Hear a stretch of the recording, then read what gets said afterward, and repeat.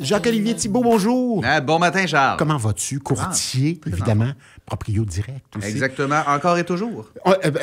Bon, budget hier, c'est peut-être pas le bon moment pour en parler, quoique, bon, il y a peut-être des bonnes nouvelles à bien des égards dans ce budget-là pour les investisseurs, peut-être. On leur souhaite. Ben oui, on leur souhaite. fait. Je ne l'ai pas lu en détail. Je me suis endormi à la 3e page. OK. Donc. Là, tu vas te réveiller un jour.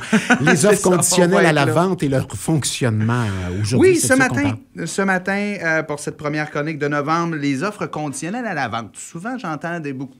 Présentement, j'en ai beaucoup qui me reviennent avec ça. Ouais. Dans les 5 dernières années, on entendait plus ou moins ça là, avec le dynamisme du marché. Un vendeur mettait sa propriété en vente, il y avait 10 offres d'achat. S'il y en avait une qui était conditionnelle à la vente d'une propriété, c'est sûr et certain qu'elle prenait le bord. Donc, dans les 5 dernières années, c'était un petit peu plus difficile de travailler avec cet outil-là. Aujourd'hui, le marché est un petit peu plus... Je vais dire posé, pas dans tous les domaines, mais il s'est un petit peu calmé.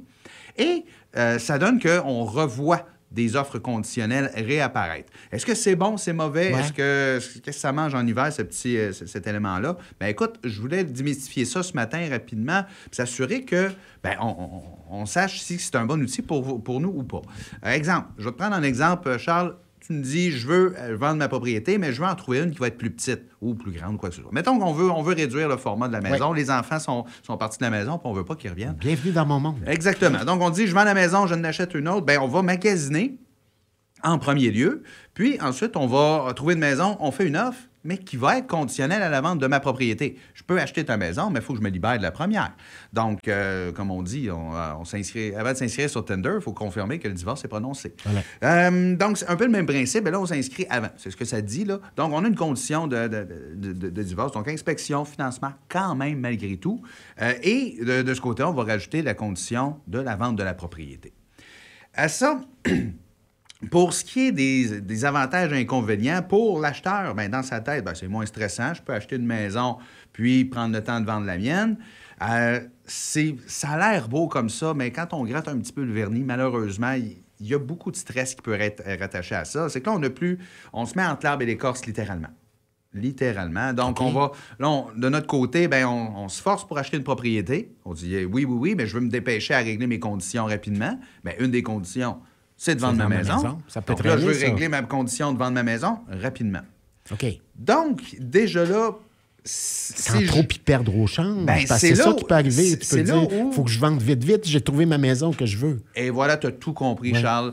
C'est exactement ça. Si on met le stress dans une transaction, c'est pas le meilleur des alliés. Ouais. Si on met l'urgence dans la transaction, c'est encore pire, parce que là, il faut se dépêcher à faire les choses. Mais ma charmante mère me dit toujours, on ne tire pas sur la fleur pour la faire pousser. Bien, c'est un peu ça. Si aujourd'hui et maintenant, j'ai un acheteur qui veut acheter ma maison puis que c'est un certain prix, bien, c'est plate à dire, bien, c'est ce prix-là qu'il va me donner, puis c'est ça ou c'est rien. Donc, on passe à travers tout le projet, puis des fois, ça peut être un petit peu plus stressant. À ça se rajoute ce qu'on appelle aussi la fameuse clause du 72 heures. Je ne sais pas si on en a déjà entendu parler. J'ai déjà entendu parler de ça. Ceux qui l'ont vécu vont s'en rappeler, ouais. sûr et certain. Ça, c'est dans l'éventualité où, on te reprend un exemple, tu fais une offre sur une maison, sur une propriété, bien, ce vendeur-là, lui, va continuer à avoir le droit de proposer l'immeuble aux autres, tant aussi longtemps que toi, tu n'as pas vendu ta propriété. Donc, ça peut se vendre entre-temps. Exactement. Ouais. C'est là où, justement, pour l'acheteur, comme tu dis, ça. on veut se dépêcher. Je vends ma maison d'un côté, je n'achète une autre, mais là, celle que j'achète, bien, elle peut me glisser des mains. Pourquoi? Comment qu'elle pourrait faire ça? Bien, que si le vendeur continue à offrir la deuxième maison, la propriété à d'autres acheteurs, il y a un acheteur qui arrive, lui fait une offre qui convient au vendeur, sans savoir. Ça, je tiens juste à spécifier, il n'y a pas de communication de c'est quoi que tu as dans l'offre numéro 1, je vais l'accoter. Les offres sont confidentielles. Ensuite, fin de la parenthèse. Ici, donc, il y a une deuxième offre qui rentre sur la propriété, elle est acceptée, et la deuxième offre va régler ses conditions, inspection, financement, ainsi de suite, boucler la boucle. Bien, cette deuxième offre-là va, ce qu'on appelle, pousser la première offre. Okay. Cependant, il y a une clause de 72 heures. Donc, un coup que la deuxième est réglée, on envoie un avis que le premier a 72 heures pour confirmer ou régler la condition de vente de sa propriété. Qu'est-ce qu'on entend par confirmer? S'il y avait déjà une offre d'achat puis il reste des petites picadilles à régler, il les règle, il envoie le formulaire, il envoie la confirmation, j'ai vendu ma maison, tout le monde est content. Puis la deuxième offre, bien, finalement, elle retourne avec son petit baluchon. Cependant, Si vous, en tant que première offre, bien, vous êtes en plein milieu d'une transaction, vous n'avez pas fini ou encore pire, vous n'avez pas d'offre, bien, c'est là où, justement, vous tombez solide deuxième, puis vos démarches, bien, ils tombent à plat, puis tout ce que vous avez fait, bien, on tombe à zéro.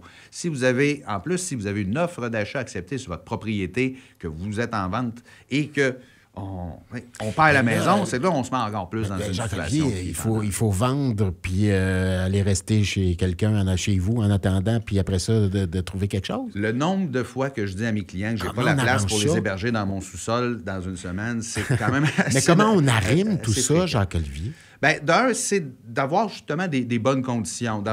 On est capable, avec, disons, un certain mécanisme, d'accompagner l'acheteur pour généralement être mieux conseillé. Il y a d'autres moyens que l'offre conditionnelle. Okay. Il y a possibilité de vendre avant d'acheter. Ça, c'est le chemin le plus simple. Donc, comme j'ai dit, bien, ça se peut qu'on ait une petite période où on va être célibataire, mais sinon, au bout du compte, si on peut se le permettre, là, mais en bout du compte, ça reste une meilleure des méthodes. Sinon, on vend notre propriété, on essaie d'amarrer toutes nos dates en fonction d'un achat éventuel. Il faut se faire un calendrier. Exactement. Un plan de match. Cet avantage-là, bien, on va savoir combien qu'on vend notre propre propriété. On ne sera pas pressé, on va faire les choses calmement. Deuxièmement, on va connaître le réel montant de la transaction parce que dans le premier scénario, on a toujours des suppositions. Ouais. Mais si l'acheteur décide de nous offrir 25 000, 30 000 ou 50 000 de moins puis que c'est la seule offre, bien, ça nous fait un trou dans notre budget. Ça très bien que toi, tu es vraiment pressé. Là, ça nous fait un trou dans notre budget, exactement. Ton cadeau de Noël est moins beau, Jean-Claude. Exactement. On n'a pas l'obligation d'accepter, mais ça reste que c'est toujours un petit peu plus compliqué. Très instructif, Jacques-Olivier. Bien, c'était le but. C'était le but. On veut te rejoindre, on fait quoi? Bien, 450-274-1125. Il y a le site Internet thibault.imo. Sinon, on a les coordonnées. Si on n'a pas eu le temps de tout noter sur le site de la station. E-A-U-L-T, Thibault. E-A-U-L-T. Voilà. Donc, merci, Proprio Direct. Merci. Dans 2 semaines. Tiens dans donc. 2 semaines. Les nouvelles dans un instant. FM 103.3